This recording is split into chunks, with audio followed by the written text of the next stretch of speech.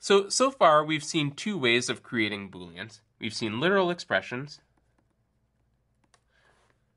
That's either true or false. We've seen comparison operators.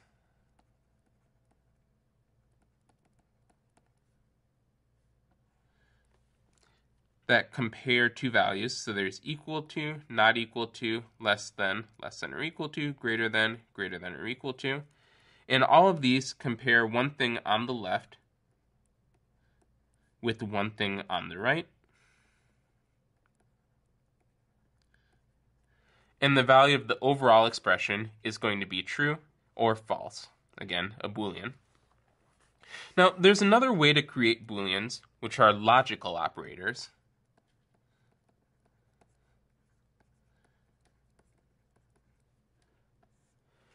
So, like comparison operators, logical operators expect one thing on the left and one thing on the right. So, the logical operators that we'll cover are and, or, and not. So, and or, just like comparison operators, expect one thing on the left and one thing on the right. Not only expects one thing that I'll call B, short for Boolean.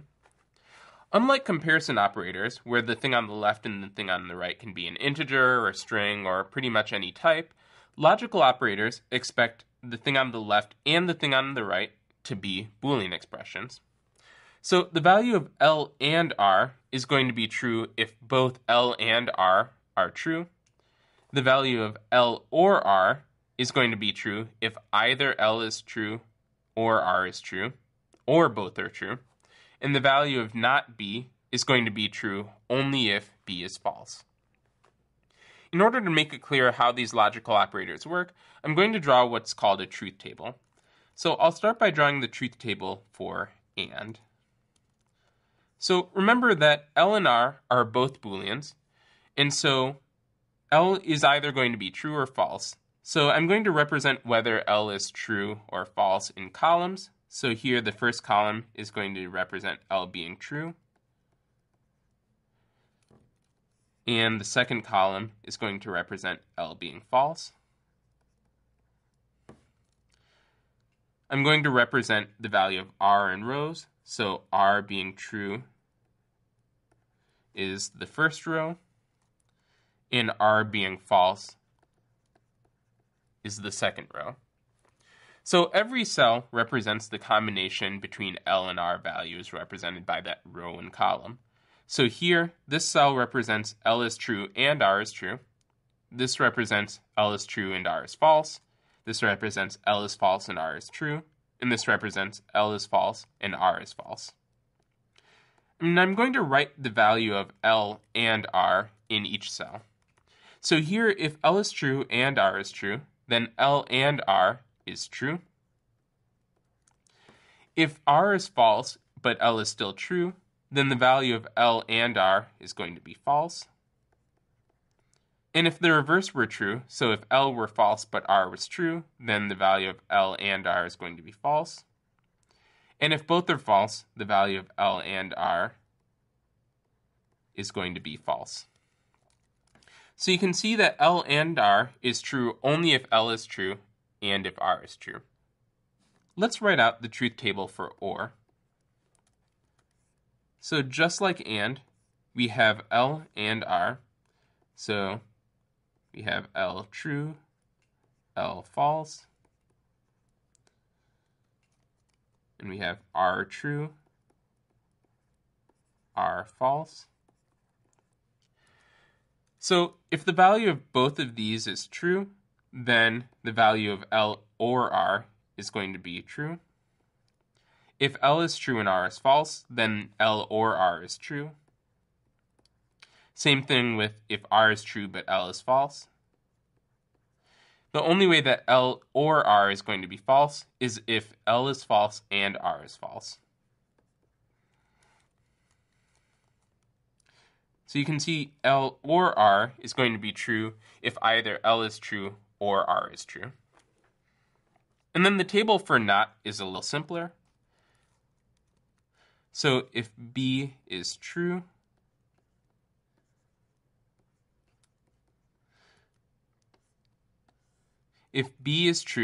then the value of not B is going to be false. If B is false, the value of not B is going to be true. So you can see that not B is only true if B is false. So when we write out logical operators, you don't need to write out these truth tables entirely, but I use these truth tables as a way to understand systematically how and, or, and not work. So let's look at some code. In this code, we assign the variable x to have the value 5, and we print out x greater than 0 and x less than 10. So here on the left, we have one Boolean expression, and we have another Boolean expression here on the right. What that means is that the value of this overall Boolean expression is going to be true only if this expression is true and this expression is true. So we can check, is x greater than 0? Well, x is equal to 5, and so yes, 5 is greater than 0, so this is true. Is x less than 10? Well, I see that x is 5, and yes, 5 is less than 10, so this is true. And what that means is that if this is true and this is true, then we're here in our truth table, meaning that the value of this overall expression is true. On line 4, we assign a variable n to have the value 25, and we print n modulo 2 equals 0. Now remember that modulo means remainder, so what this is saying is what's the remainder of when we divide n by 2. So when we take modulo 2, we're either going to get 0 if it's an even number or 1 if it's an odd number, because even numbers will divide by 2 and have no remainder. Odd numbers will divide by 2 and have a remainder of 1. Here we see that n is 25, which is an odd number, so n modulo 2 is going to be 1. If we take n modulo 3, then that's asking, is there a remainder when we divide by 3? And we should actually have a remainder of 1 when we divide by 3. And so what that means is that this expression, n modulo 3 equals 0, the value of this expression is going to be false because it's comparing 1 with 0 and checking if they're equal. And n modulo 3 equals 0, the value of this overall expression is also going to be false because 1 is not equal to 0. And so when we ask false or false, then we fall here in the truth table, and false or false is going to be false. So I'm printing out true, and then I'm printing out false. Let's check our work.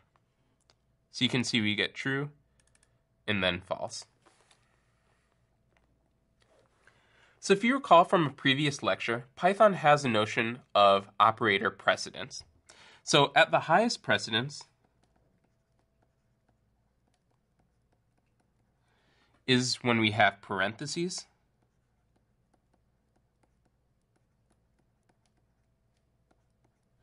And then just below that is exponentiation.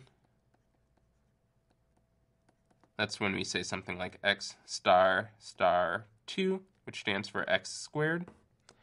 Below that, we have multiplication and division. So that's x times 5, or x divided by 5. Then we have addition and subtraction, x plus 2. And so our comparison and logical operators do fall in this order of precedence. In fact, comparison operators fall just under addition and subtraction. So here we have comparison, like equals equals. And then below that, we have the not operator,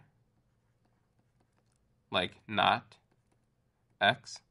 And then below that, we have and or. So that's like x and y.